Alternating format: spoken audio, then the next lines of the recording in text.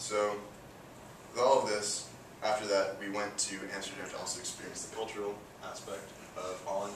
I still don't really know if it's the Holland or the Netherlands. I tried to ask as many people as I could while I was there, do you call it Holland or the Netherlands? Most people, their general response was, it's technically the Netherlands, but people like to call it Holland. I think it sounds better.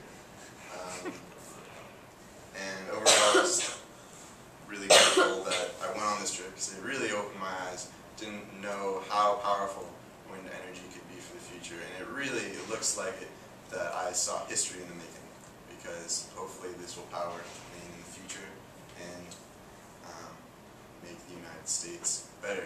Because right now, the United States consumes 25% of the world's gas, and we create 2% of the world's gas. I can't go on. We need to figure out other ways, and it's going to be our generation that has to solve these problems and has to deal with these problems, and it's going to be our children that will come from our results. So, I would also like to thank Mr. Luke Shorty. He's a great math teacher. He's hilarious. He's also incredibly intelligent. He kept us entertained and kept us informed about what was going on. And then Rachel Joyce was also chaperoning this. And she was one of the people who had been working on this project for 3 years. She was very excited to see all this testing going on and seeing her work come through.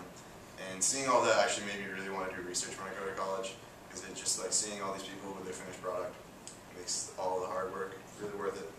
And then while we were there, Dr. Richard Kimball from Maine Maritime and was really helpful, and Dr. Andrew Goopy, very informative.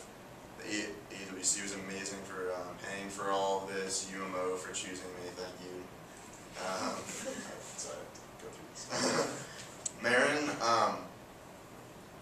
while we were there, it's really awesome. The guys that led Marin, they were basically telling us about why ships in America are not good.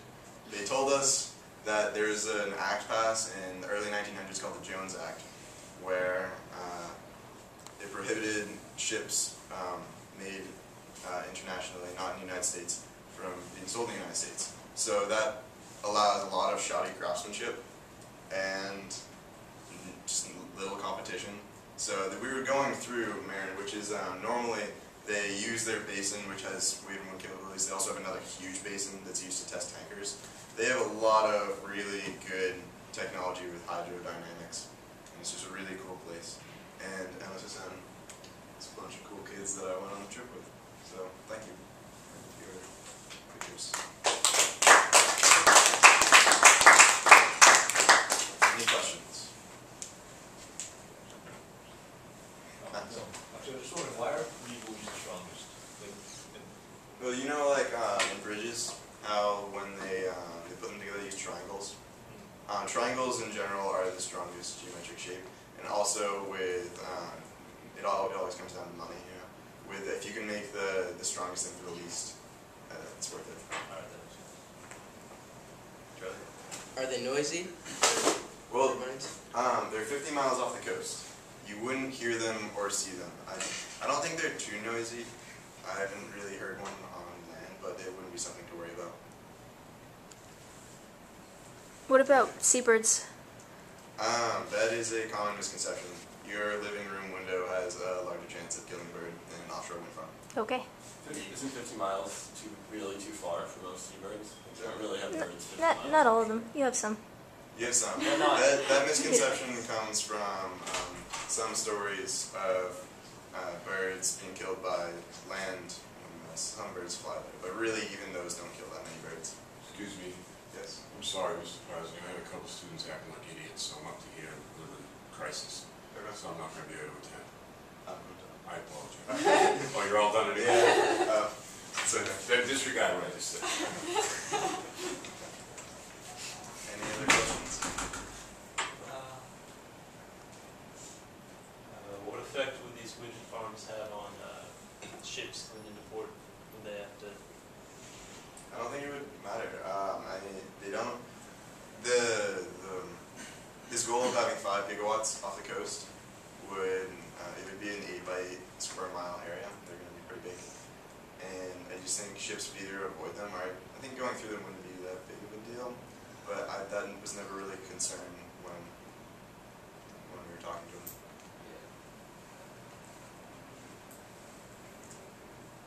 Anything else? Who's building the wind power right now? I'm sorry? Who's building those wind power right now? Who's building them for testing or for actual use? For actual use. There's a lot of competition around the world right now. UMaine is currently leading the country right now in this research. There are other countries doing it, but right now in the United States, it's just research. We're figuring out what works best before we actually do it. Do you know who put the ones up in like northern Maine? The ones on land or Yeah, the ones off the on coast? I don't know who did that, but There's a lot of them now. yeah. There's like a huge strip Yeah. in New York on the way back here. Too. Yeah, wind power is definitely becoming Yeah. more popular. It's like miles. All solar power. Solar power. Solar power is very expensive because the cells. It's a different type of generation. With these, you spin magnets around a copper wire that creates an electric current. Solar power absorbs the energy, so it's a little harder, and also it doesn't create quite as much energy. But there are other people still working on making solar power more efficient. Lydia? How big are the platforms? The platforms. We saw them, the semi-submersible, which is actually the only one I saw in use, that was probably like 5 feet across, so It's at the it's a 150. 150th model, so pretty big. 200, that's a guess. And so they don't have any impact on the sea life? I mean, it would still probably be worth it Floating on top and if they then did. on the bottom and cable. I don't think it should affect it. Even sharks. I don't see why it would affect sharks. I mean, good. I don't know much about the sea life off the coast of Maine. I do. How much electricity would generate some sort of heat? Like if you have, would it create heat just because of the electricity being created, like running it underwater, would it? You mean that he would give off on the cable? Yeah, just like from the cable, would it be slightly warmer? I assume that it might give off a little bit of heat, but I'm sure they would insulate it very well. I think that's one of the costs of why underwater cables are so expensive, is because they have to account for so much. I'm not really familiar. I'm sure really good rubber, perhaps. I don't know. I'm sure there's some sort of material. This is a materials lab. I'm sure they have it done. Why are they building them so far offshore? So I mean, that's where the best wind and constant wind is, and so there's a lot of people that talk about how wind farms would ruin the Maine coast, but you wouldn't. Yeah. It's part of that. So Can't even see that you far. wouldn't see it exactly. You wouldn't even see 5 miles off the coast. So, because you'd obviously lose some energy through the cable, right? Coming back over. So that's like an Hopefully. optimum distance Hopefully where you can not get the too best much. wind and the least. Is there anything actually spinning under water? No. No. But to answer Will's question, I think it's just what they decided on the project. I don't exactly know why it's that far off. I think it's just the wind is constant and strong there. What kind of system of maintenance do they provide? Maintenance? Yeah. Because it's carbon fiber and all the materials in it are really strong, it wouldn't require too much maintenance. So we could go out there maybe a couple times a year and check it out. But the reason why they're testing it in Marin is to make sure that it'll be able to hold itself. Actually, after one of the tests, we saw one of the hammer tests they did, where they take a hammer and before and after test, they'll hit it from different angles, and they have a graph and it'll record its natural frequencies to see how it's holding up. That's pretty cool. David? You know how much the platform weighs? No, I don't. Sorry.